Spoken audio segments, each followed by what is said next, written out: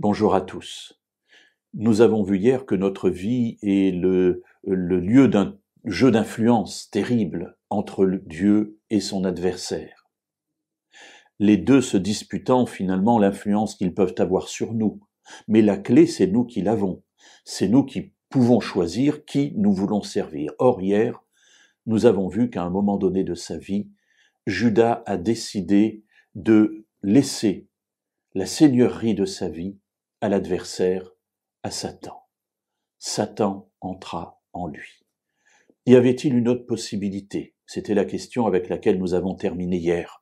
Voyons ce que dit l'apôtre Paul dans sa lettre qu'il écrit aux Romains au chapitre 12 et au verset 2.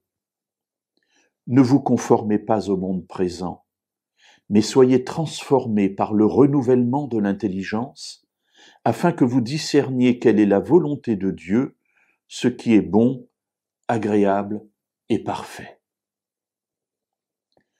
Voilà un processus simple, mais efficace. Ne vous conformez pas au monde présent, premier élément. Le monde présent est conduit par des passions, par des envies, des désirs qui ne sont pas ceux de Dieu. Alors, le premier élément, c'est de faire un choix, de ne pas suivre la même voie, de ne pas suivre la même route, de ne pas accepter de nous conformer au monde dans lequel nous nous trouvons, parce que nous avons d'autres valeurs. Le deuxième élément, soyez transformés par le renouvellement de l'intelligence. Il y a une nécessité, parce que nous sommes fabriqués comme cela.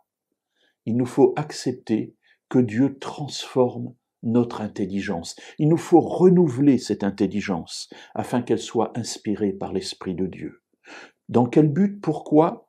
La fin de ce passage nous le dit.